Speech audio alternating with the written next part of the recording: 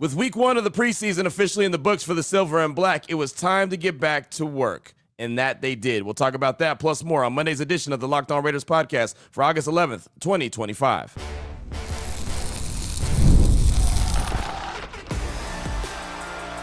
You are Locked On Raiders, your daily Las Vegas Raiders podcast. Part of the Locked On Podcast Network, your team every day.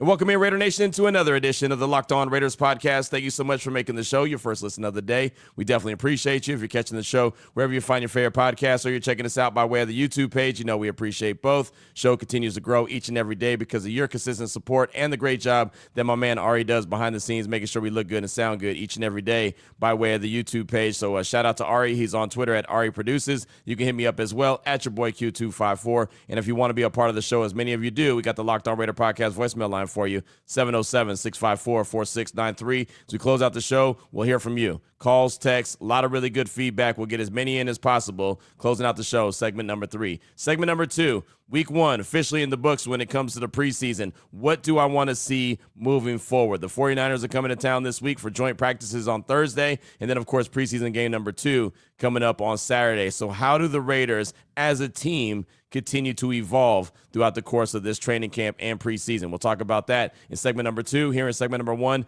news and notes of the day, and really just has a kind of a recap of what went on over the weekend as the Raiders held a couple practices both on Saturday and Sunday. We'll jump right into that after I tell you about the title sponsor of the show, and that's Gametime. Download the Gametime app, create an account, use the promo code LOCKEDONNFL for $20 off your first purchase. I'll tell you more about them later on in the show. But off top, the Raiders made another roster move official on Sunday. They signed former Steelers first-round pick safety Terrell Edmunds. He's a guy that they had in for a workout last week, if you recall, and they decided to go ahead and make the move on Sunday. Edmunds is an 8-year veteran safety. He's played in 101 career games, 79 starts over 7 NFL seasons with the Steelers, the Eagles, the Titans, and the Jaguars. 451 total tackles, 17 tackles for loss, 7.5 sacks, 6 picks, 28 pass defense, and 11 quarterback hits, 1 forced fumble and a fumble recovery over the course of his career. Last season, Edmunds was a practice squad elevation for the Jaguars in week 1 before being signed by the Steelers in week 2, where he played 5 games over the remainder of the season and recorded 5 tackles.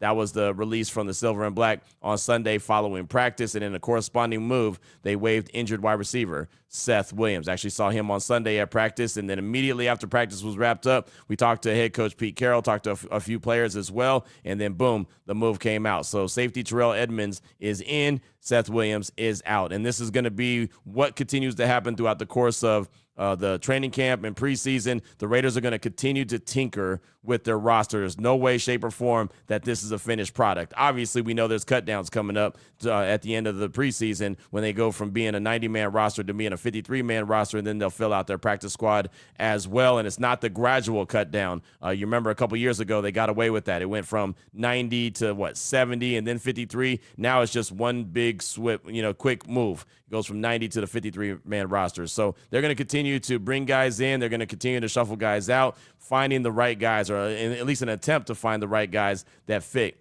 with this roster. Now, we saw the game on Thursday, saw a lot of sloppiness, saw a lot of penalties, just saw a team that, one, was very vanilla. So, again, don't want to overreact one way or the other. Even if they played fantastic on Thursday, wouldn't get too high and think, oh, man, this team's going to be lights out and they're about to go win the Super Bowl. Like, don't want to overreact one way or the other. But we did see a lot of sloppiness on Thursday. And I'll tell you, on Sunday's practice in particular, Saturday was an indoor practice. It was one of those that was kind of light and relaxed and gearing up for Sunday. That was supposed to be a very tough practice. They had the pads back on and they wanted everybody to go hard in the paint. And I'll tell you, it was still pretty sloppy even on Sunday. And so we asked Pete Carroll about that. That was one of the first questions that we asked Pete Carroll about, and when we got to talk to him after practice, was about the sloppiness, the penalties, and how you go about cleaning that up. Well, you get after them first off, like we did, and then we have to make sure that we work together. Like I said, a bunch of those were the young guys, and we were still hard counting and doing all of the intricacies of our cadence. We didn't jive together. We have to mix better and make sure that we take care of those guys, know who you're working. We worked ourselves instead of working the defense today. Is that more film work, or is that both film and field? It's repetitions. It's just repetitions over a long period of time, getting right. So really just talking about repetition, going and looking at the film, getting back on the grass, and just having these guys continue to get comfortable, and they have to do it as a team. But sloppiness, and we'll talk about it coming up in segment number 2, that's something that they definitely need to go ahead and continue to clean up, right? It's not where it needs to be. But the big thing that came out of practice on Sunday, where everyone really got worked up about, see, when we're there at practice, we're able to see who's running with the ones or who's running with the twos or who's not playing at all. And so we saw Jackson Powers-Johnson, and normally he's been running with the ones at the right guard spot, right? Remember there was the conversation about, well, is he a center or is he a guard? Well, they're having a competition at center. Okay, well, now he's right guard. Well, on Sunday, we didn't see him participating at all. And myself, Vinny Bonsignore, Paul Gutierrez, we're all standing there talking to each other like, wait, hold on. What's going on? How come we're not seeing JPJ out there at all? He was standing there. He had his helmet on. He was fully dressed, had the pads on and everything, but he's not participating. So, of course, that was one of the first questions as well that Vinny Bonsignore asked Pete Carroll following practice. Check it out. We saw JPJ out there, Jackson Powers-Johnson, but he didn't see him practice much. Is he dealing with something? He got hit in the ribs. He got punched in the ribs, and he tried to practice with it, and it's just sore. He's fine. You haven't seen Adam Butler out there for the last 2 days? He's got a family issue that he's dealing with. He went home. And a follow-up. Geno Smith was seen at the Seahawks game making an obscene gesture, like at a fan with a sign. Did you see what the sign said? Yeah, I saw it. Yeah. Next question. So there you go. There's Pete Carroll talking about Jackson Powers-Johnson, talking about the fact that, he got punched in the ribs and he tried to give it a go and he just wasn't able to. And, that leads me to believe, like, okay, so where did this punch happen, right? I mean, look, he was out there practicing on Saturday. We didn't see him practice on Sunday. I don't know if it was a punch or if it was, you're in the middle of football practice and training camp or even a game and you just kind of get punched in the ribs. Whatever the case may be, he wasn't able to go. But I know a lot of Raider Nation was kind of up in arms when they saw the initial tweet about, okay, well, JPJ's not running with the ones. He's not running with the twos. Well, hell, he's not practicing at all. So a lot of people got pretty frustrated and didn't know what was going on. Thought, oh, man, maybe this guy's about to get traded. That wasn't the case. He's just banged up, and of course they're trying to make sure that he's fully healthy. Adam Butler, you also heard Pete Carroll talk about Adam Butler and the reason why he hasn't been there the last couple of days. He's dealing with a family situation and he went home, so he's gone. And then Geno Smith and the gesture that he made to the fans there in Seattle, where he gave him the double finger salute, and there might be a fine coming down from the NFL about that, but you heard what Pete Carroll had to say. Did you see what the sign said? And it said something about bigger bust, Geno Smith or Jamarcus Russell or whatever the case may be. And apparently that guy, that fan who held that sign, is a guy who's notorious for doing stuff like that, like trying to get under the skin of players and holding up signs for players. And matter of fact, John Feliciano, who used to play for the Raiders back in the day, remember they drafted him, he actually tweeted that, oh, that guy's been trying to get players in trouble for years. So that guy's one of those aggregators or agitators or just, one of those dudes, right, that sit behind benches and yell at players and, again, just try to give them the business. So don't know if there's going to be anything that comes from that. There could be a fine that comes down from the NFL. Both Geno Smith and Max Crosby gave the double finger salute. So, there could be something sooner rather than later. One more soundbite that I wanted you to hear from head coach Pete Carroll was the question I asked about the offensive line. And this is something else we'll talk about coming up in segment number 2. But just kind of figuring out who those starting 5 guys are. What kind of sense of urgency do they have with that? How quickly do you feel like you need to figure out who the starting 5 is going to be on that O-line?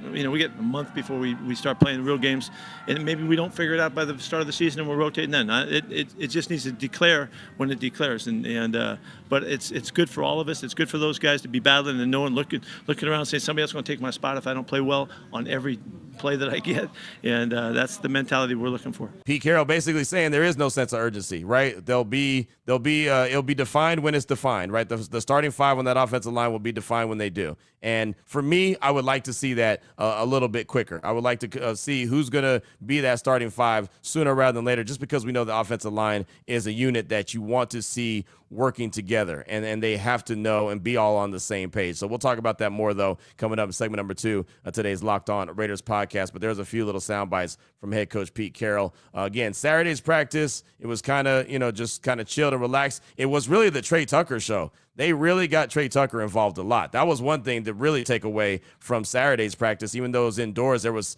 a lot of making sure Trey Tucker got involved. So we've been talking about the third-year wide receiver and what he can bring to the table and who he is. I believe the Raiders really, truly like him. And talking to people that are a lot smarter than me, the Raiders really, truly like what Michael Mayer is bringing to the table as well. So just look out for those two guys, especially when they have preseason game number 2. I'm expecting to see a lot more of the starters and a lot longer. I would not be shocked at all to see Trey Tucker and Michael Mayer get heavily involved. Finally, here in segment number 1 of today's Locked On Raiders podcast, Sunday was another day where fans were allowed to be at practice. 2,000 or so showed up. Pete Carroll was really happy about that. Matter of fact, he even went and signed autographs after practice. He was really happy with the attendance. There's going to be 2 more days of open practices, and then it's over. And so if you have an opportunity, you want that opportunity to go out there and check out practice. I know the game is coming up on Saturday, but Wednesday and Thursday are the last 2 days of open practices for fans, and Thursday is a joint practice with the 49ers. So that's going to be interesting to see what it actually looks like with the potentially 49er fans being in attendance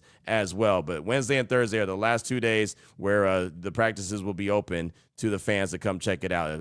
Back in the day, it was just season ticket holders, vendors, whatever the case may be, special invite to get out there. This year, it's been opened, right? Pete Carroll, Sandra Douglas Morgan, everyone with the Raiders organization wanted to make sure the community had a chance to go out there and check out practice. So if you're thinking about it and you want to do it, Wednesday or Thursday, those are going to be your last 2 opportunities. But what do I want to see this week? Now they're heading into week 2 of the preseason. 49er game coming up on Saturday at Allegiant Stadium, the only home game that they have during the preseason. So we'll talk about that coming up in segment number 2 of today's Locked On Raiders podcast. Before we get to that, though, I do want to let you know that this episode is presented by Yahoo Fantasy. It's the best time of year. NFL kickoff is almost here, and that means fantasy football season is back and in full swing. And this year, Yahoo Fantasy is turning things up with a fantasy football experience like never before. So many shows are playing on Yahoo Fantasy, and you should too. Whether you're a first-timer or a veteran making your millionth league, they've got all kind of great features that people really do enjoy, and a lot of folks have been playing Yahoo Fantasy for years. The updates they're rolling out this month are wild and in the best way. So to celebrate 28 years of fantasy football greatness, Yahoo Fantasy is dropping 28 big new features over 28 days throughout August. To kick it off, they just dropped Yahoo Fantasy Guillotine Leagues, a killer new way to play fantasy football on Yahoo where the lowest scoring team gets eliminated each week until there's one team left standing. With the season around the corner, now's the time to get your league together and give this new mode a try. But if you're into the classics, you can still play in head-to-head private leagues or join a public league. Stay tuned for more great announcements and start playing Yahoo Fantasy Football now at yahoofantasy.com/LockedOnNFL. All right, Raider Nation, here we go. Segment number 2 of today's Locked On Raiders podcast. Want to talk about what I want to see this week as training camp rolls on, the preseason rolls on. Preseason game number 1, obviously officially in the books. Now they start preparing themselves for the 49ers coming up on Saturday. They're off today, so they don't practice, but they did practice Saturday, Sunday, as I mentioned in segment number 1. Tuesday, they'll be back at practice. Wednesday and Thursday will be open to the public to come out to practice. And then, of course, on Saturday, they have preseason game number 2, the only one they have at Allegiant Stadium this year. Then they head to Arizona, close out the preseason, and get ready for the regular season. But I want to see this team start to ramp up. What we saw in preseason game number 1 was pretty sloppy, and Pete Carroll was very, as a matter of fact, about the sloppiness, especially even in the first half of that preseason game. They had a lot of, penalties, just didn't look like they had been, wrapping up or practicing tackling and, forever, right? It didn't look like they had tackled in a long time, so there's a lot of things that they need to clean up. So there's a couple things that I wanted to point out here in segment number 2 of today's Locked On Raiders podcast, and the first thing I'd like to see them get closer to, and I know Pete Carroll talked about it, you heard it in segment number 1, that there is no timetable for the offensive line to get established, but I would like to see it get established as soon as possible. Right. Again, we didn't see JPJ on Sunday because he was banged up. Right now, it looks like it's going to be Colton Miller, Dylan Parham, Jordan Meredith, JPJ, and DJ Glaze. And it's funny, when it comes to Dylan Parham, we've been talking about his weight and how he's listed at 332. I actually asked him on Sunday, was gaining weight something that was a priority for you this offseason? Because last year you were listed at 285. Now you're at 332. And he said, man, I'll tell you, I've always been 332. I haven't been 285 since college. And look, this guy's been in the league now. This is his 4th year. He said, I don't know why it wasn't updated on the roster, but I haven't been 285 in I don't know how long. So he's at 332. It doesn't look like he's 332, so credit to him, but that's what his weight has always been. So he's not any bigger. He didn't make some kind of big effort to go and gain a lot of weight like people were speculating. And again, I was just wondering. I was like, wait a minute, hold on. He doesn't look like he's a lot bigger. Well, because he's not.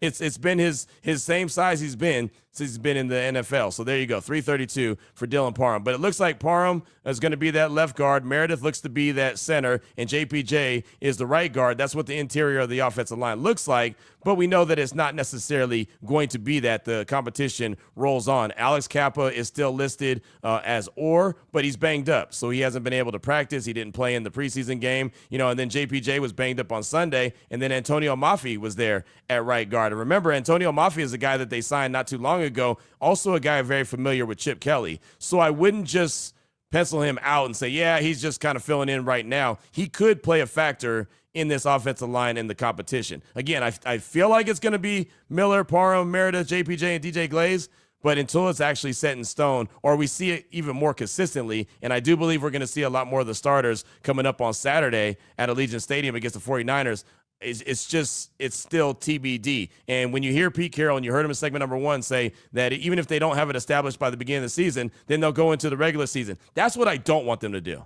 Like, I know that Pete Carroll knows what he's doing.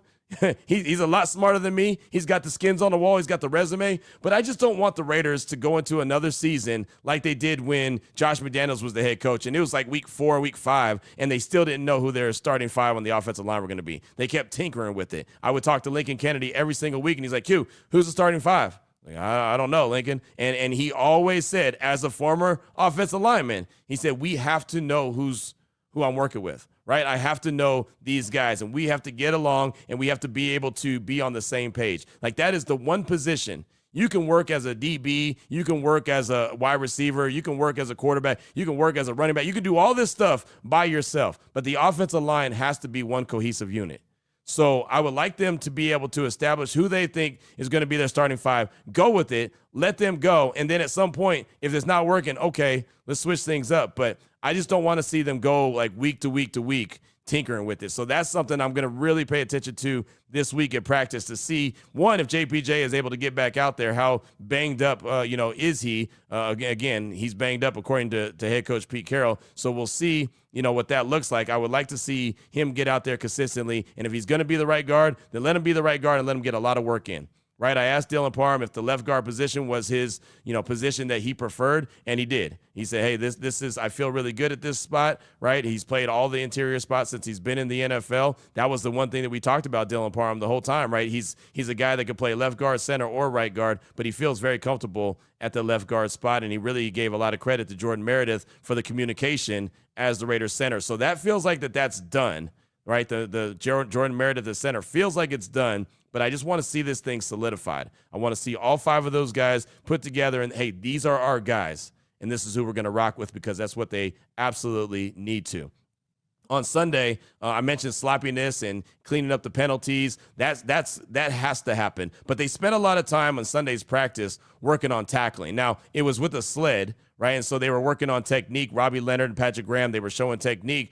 It's not actually a ball carrier. And I remember telling Paul Gutierrez, who was standing right next to me, I kept saying, man, this is something that I feel like at this stage of the game, they should already have down. Like the technique to tackle, you shouldn't really need. Now, I get it. You're rusty on tackling because it's been since, January since you really tackled anyone outside of the game on Thursday, and we saw so many missed tackles. But they were literally working on technique, and there would be times when you'd see a guy, oh, no, hey, do it again. Do it again. This is the proper technique to tackle, which I can appreciate that they're teaching them the proper technique and wrapping up and all that. But to me, that should be second nature at this stage of the game, right? You should have that. Again, if you're a little rusty because you haven't done it in a handful of months, cool, no problem. But man, they spent a lot of time on the sled. If you were at practice, you know what I'm talking about. They were going up and then back down. And they went through all kind of different position groups. Corners, right? Defensive line, everyone, linebackers. It didn't matter who it was. They were going through the position group on tackling because that was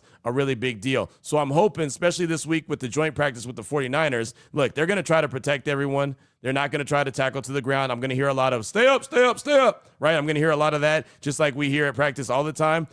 But with that being said, it's going to get chippy. Guys are going to try to, be making teams and everything. And so there's going to be some kind of physicality. There's going to be some kind of form of tackling. And then obviously we'll see it coming up on Saturday. But I really think that part needs to be cleaned up. Like the fundamentals really need to be cleaned up. And then the penalties. And it's one thing if you get an effort penalty. You can get a holding on every play, right? We know that. There's going to be, unnecessary roughness here and there. You're going to get those. Those are effort penalties. But the ones where you're lining up offsides, the ones where you're in an illegal formation, or the wide receiver doesn't check with the official to see if he's on the line or not, if he's good or not, like that is something that every wide receiver does. If you're in high school, in your college, you're in the NFL, you always check with the ump, right? The official. You always look over them, you point at them, and they give you the thumbs up. And if they don't give you the thumbs up, you've got to adjust, right? Those are the kind of penalties. This team is not going to be good enough. I think this team is going to be good, but they're not good enough to overcome that kind of stuff,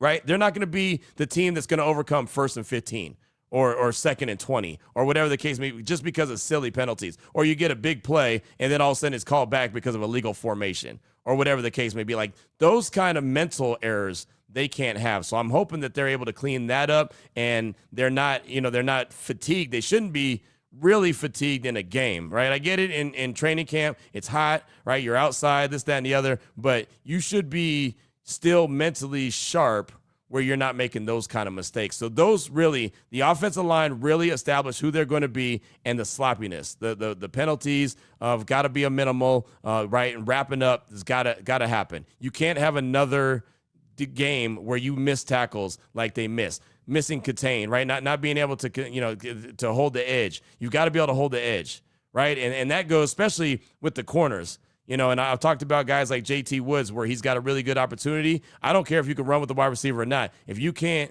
go out there and make a tackle when it's you and a wide receiver or a running back and it's mano y mano, you got to make that play, right? You can't do those olays. And we saw a lot of olays. We saw Devin White have some olays. We saw JT Woods have some olays. We saw Isaiah Palomao have some olays, but then he came up with an interception.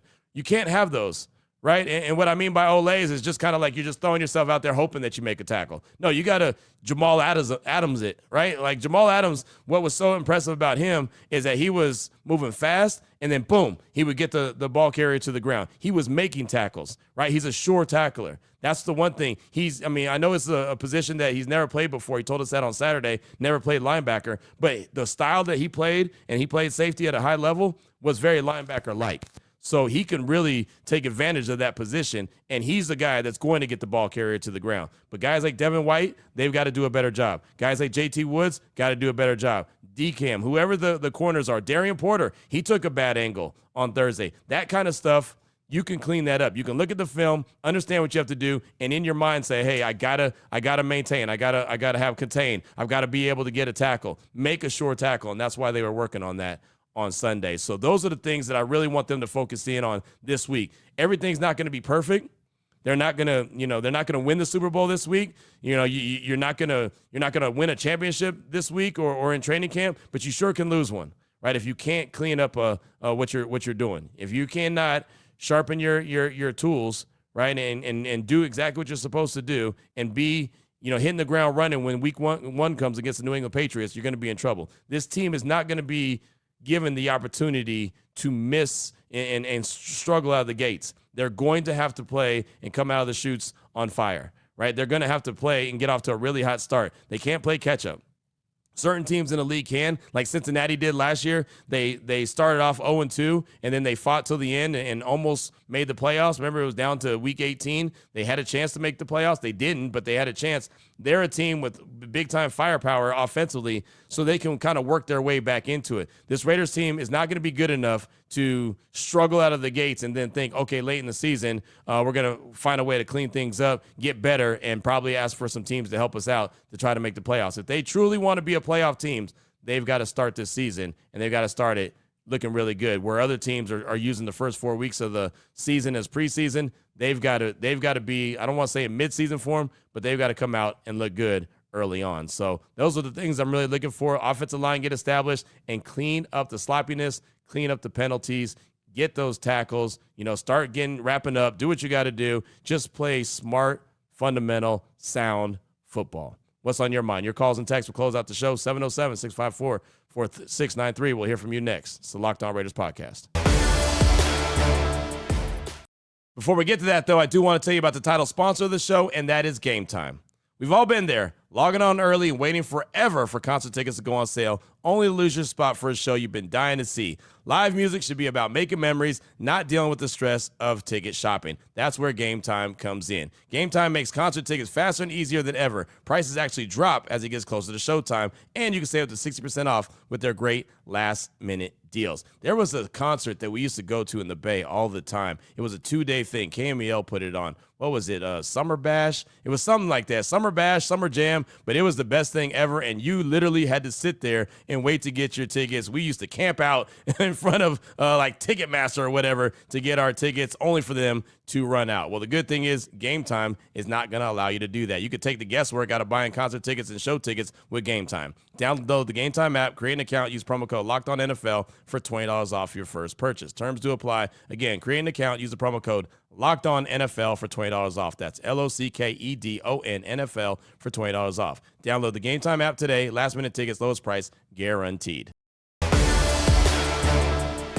Here we go, Raider Nation. Segment number 3 of today's Locked On Raiders podcast. Your calls and texts. You have that Locked On Raider podcast voicemail line, 707-654-4693. Let's start things off with a call from Army Raider. He's calling to talk about what he feels like are some of the biggest things he learned from watching preseason game number 1. Here's Army Raider. Hey, Q, it's your boy Army Raider. Just finished watching the first half. So I feel like that was the only one of the real kind of important half to watch today. And I'm not going to say the season's over. I'm not going to be one of those people. I'm sure you'll get 50 of those calls. But I do think we learned a few things pretty definitively from that first half. First, the positive, Jamal Adams needs a big role. I mean, that he just looks like he wants it. He looks 4 years younger than he did, to be honest with you. It was awesome to see him making plays. Unfortunately, that's about where the good ends from that first half. I think the most glaringly obvious thing is we need a new backup quarterback. I know Raiders love the underdog story, and I know you had some crazy fans call up and say that AOC was better than Geno Smith, but man, that just ain't true. I think in the first half it showed us that AOC just isn't capable of running Chip Kelly's offense. You need two things to run Chip Kelly's offense, going back to basically all his stops. You need mobility. Aiden O'Connell's got the mobility of the statue, so he doesn't got that one. And you need arm talent. You need to be able to make all the throws. There's a lot of out routes, a lot of comebacks, and a lot of deep shots where you actually got to be able to put the ball out there on the rope. As you could see with the out routes, he just can't get the ball there on the line they need to be, causing the receivers to make almost near miraculous catches. Add in that he had, I believe it was Thornton, beat his guy by about 5 yards and then underthrew the ball. I don't even know how he underthrew it that much as a professional athlete, but, I mean, that was just bad. I didn't get to see the Jenny runs in that first series, but to see him go 3 rushes for -1 yards, it's not good, though I doubt it's on him, because my last thing is, no matter what the iteration is, our line looks frighteningly bad. Like, if that doesn't get addressed, it doesn't matter who we got at running back, quarterback, or receiver. This season's going to go nowhere and nowhere fast. Lassie, like to see him play with a little more discipline too, but it's still early. But yeah, those are my thoughts. Love to hear what your thoughts are. Let's go find a backup quarterback. All right, Army Raider out. Army Raider, thanks so much for the call. Appreciate you. Thank you for your services as always. The good Jamal Adams, no doubter. Right? Good stuff from him. Excited to see him continue to evolve. He's going to be a game changer as long as he gets to the season healthy. And he looks like the healthiest that he is. He talked to us on Saturday, as a matter of fact, before practice. And he described the injuries that he was trying to overcome and how dark of a place he was in, mentally just trying to get back, but says that he is in great shape. He had been sending out videos to Pete Carroll, and he brought him in and said, hey, you're going to play linebacker. You're not playing safety, you're playing linebacker. He said, all right, let's do it. Let's rock. So I do believe that a healthy Jamal Adams is definitely going to be a difference maker. Kind of makes me feel like back when he was with the Jets and I was pounding the table, go get that guy. Go get that guy. Obviously, it didn't work, but it's kind of cool to see him with the team now. Offensive line was not good at all. right? They need a lot of work. That's why in segment number 2, I was talking about the fact that they need to figure out who they're going to be, who's going to be that starting 5, right? And of course, they didn't play a long time. I wish that they had played a little bit longer together. We saw JPJ and Jordan Meredith go into the third quarter. I would have liked to seen more from the starting offensive line because they weren't really, really good. Aiden O'Connell, he didn't look very good in the first half. He did better in the second half, and I thought it was smart that the Raiders, really made sure that he continued to play and really end on a high note. But anyone who thought, and we've talked about it here on the show, that there was some kind of controversy when it came to the quarterback. Oh, man, Aiden O'Connell's outperforming Geno. No, he's not. Stop it. It's not happening, right? And I think that everyone was able to see that loud and clear on Thursday. Thanks so much for the call. Definitely appreciate you. Up next, got a quick text from LA Raider Steve. Well, Q, I know it's preseason game 1, but our ones did not look too good against Seattle's backups. That's LA Raider Steve. I agree. Not very good at all, right? And so that's where they need to improve. I'm not going to get too, hell-bent on it only because, again, it was preseason game number 1. And, that they have time to grow, at least attempt to grow. But, yeah, it didn't look good. And knowing that it was not even the Seattle starters that they were going up against, that was one of those. It's like, man, right? Kind of a reality, almost a humbling moment of, yeah, this game is really difficult, right? And all these teams are out here competing. There's no doubt. Thanks so much for that text. I appreciate you. Up next, got a call from 305 Key. He's calling to talk about preseason game number 1 and the message that he wants to send to Raider Nation. Here he is, 305 Key. Q, 305 Key. Calling to say, don't ring the fire alarm, Raider Nation. Relax. RELAX. Let's chill out. Sky's not falling. It's one preseason game. There's a lot to work on, a lot of technique to fix. Good thing is we did it in preseason, and it wasn't the regular season. So I know I hear a lot of people complaining about or upset about how the game went, and I get it. Concerning the way the first team defense played, yes.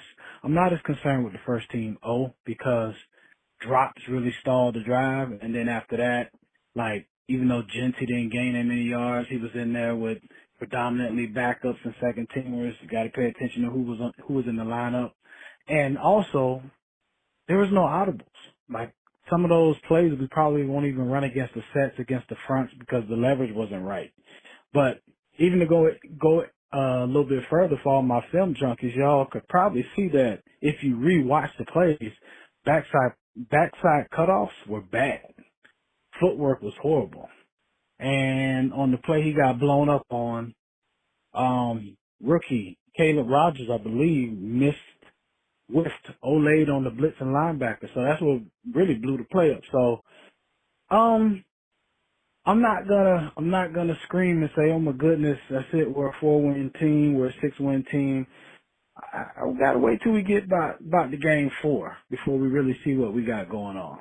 So I'm happy that they fought, second teamers, third teamers. We definitely got to fix angles and technique. We're not playing touch anymore. We're playing tackle, so they get an opportunity to work on those things. And just looking to see what we're going to run scheme-wise once the regular season starts.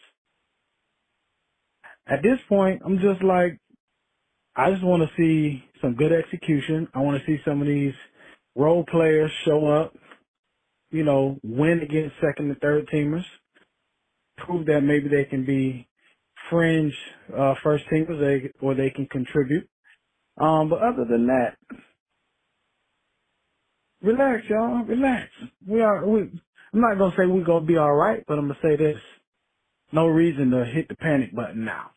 Plenty of time to correct these things. So let's chill. Let's go. Just win, baby. Relax.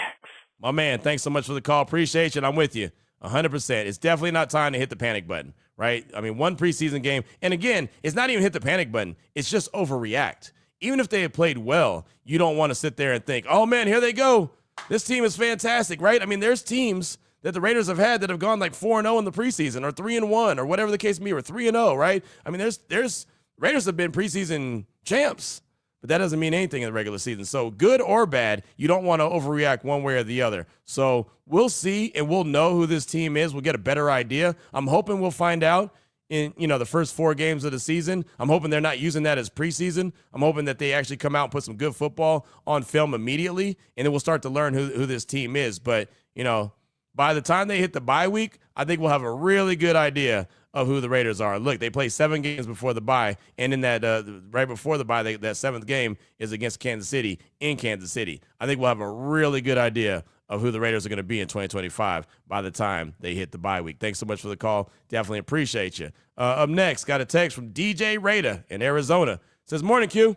DJ Raider from Arizona. First, some of the calls from Friday's podcast were so negative, but that seems to be many of today's Raider fans. At the first sign of a little adversity, these type of fans pull the plug and say it's sinking or abandon ship altogether. I've been a fan since the 60s, and old school fans circle the wagon when things don't go as planned. We don't throw out our team under the bus. The gentleman that called your show at halftime for the first preseason game did nothing but complain. Then changed his stance for his Raiders win total prediction from 10-6. Really? Raider Nation needs to do better. As for the game itself, I was impressed with Miller. Really showed poise. The kid plays like he expects to win. There's just something about him that has me super excited about the Raiders' future. I also very impressed with the recent pickup of Booker IV. Really think he could be defensive tackle 1 material. Lakitasi was the man on the O-line. I know it was only 13 snaps, but what a beast. Many learning experiences from game number 1 of the preseason for sure, but so much to be fired up about as well. Let's go Raider Nation. Locked on for life.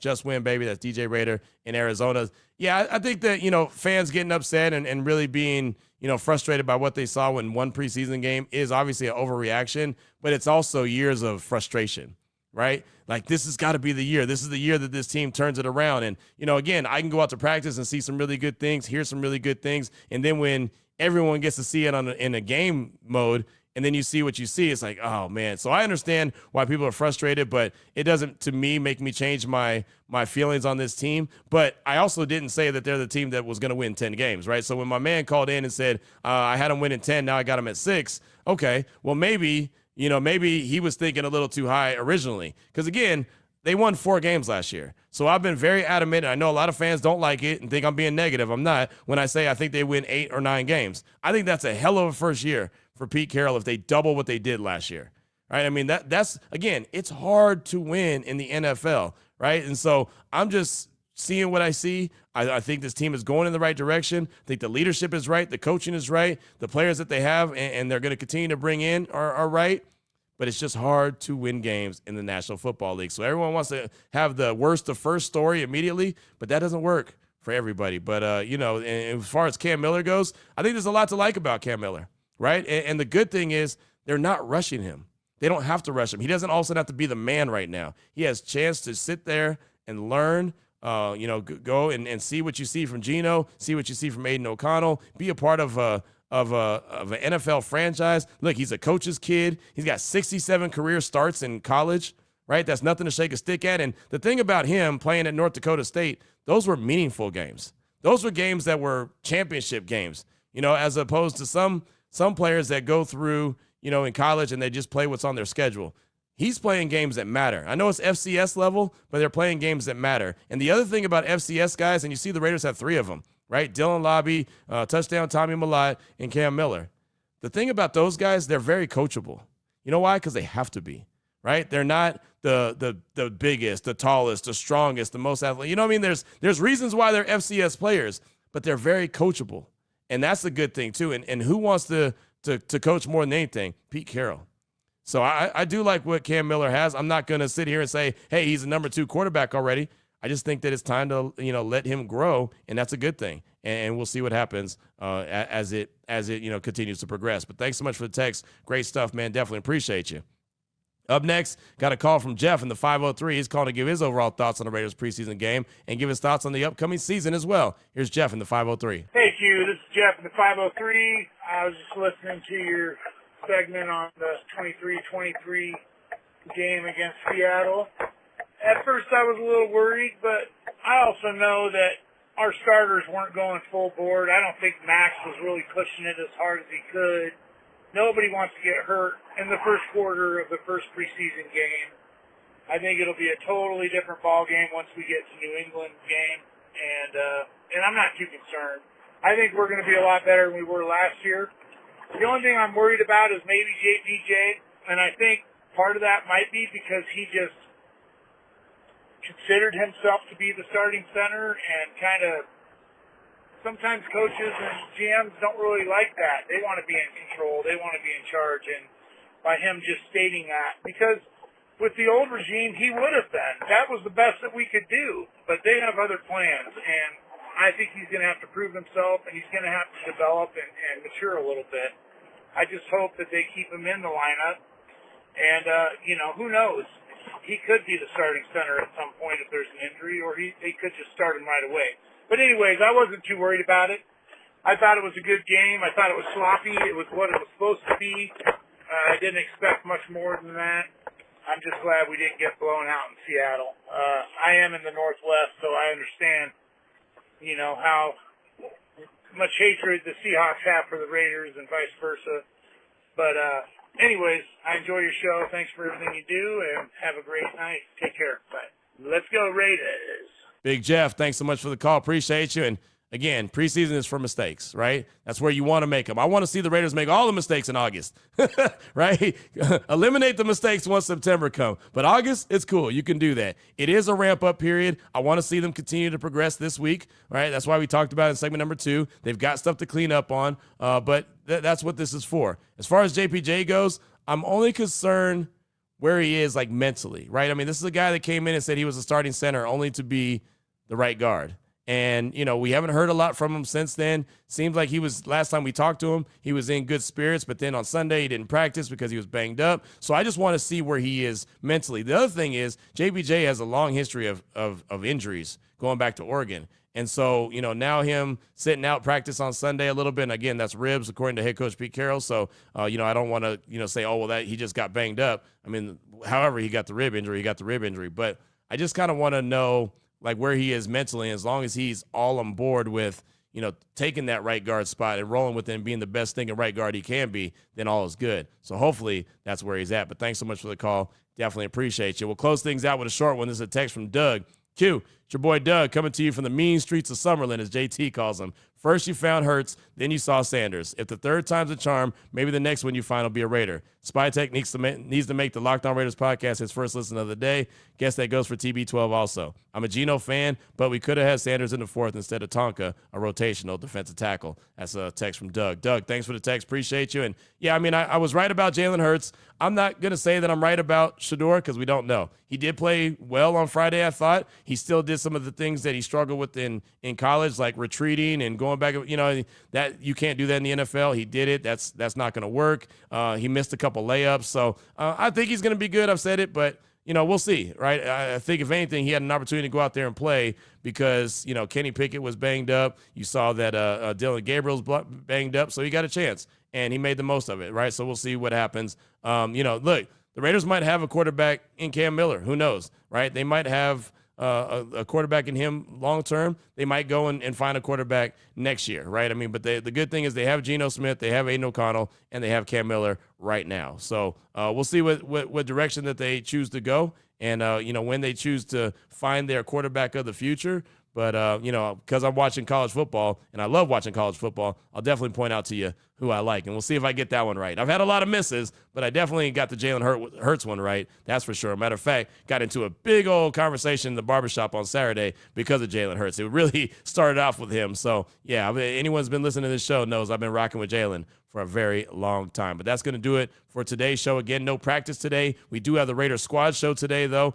Chantel Chan, Lincoln Kennedy, and myself, 7:30 a.m. to 8:30 a.m., 1 hour long, 1 hour strong live stream. And, of course, if you already subscribed to this show, then you're good to go. You'll get it on your stream as well. So that's going to do it for today's show. Of course, we'll be back tomorrow. More calls and texts, more news and notes, and, of course, more conversation as we start ramping up and getting closer to that joint practice coming up on Thursday with the San Francisco 49ers. So until then, Raider Nation, take care of yourself, take care of your family, love on your family. Most importantly, as always, just win, baby.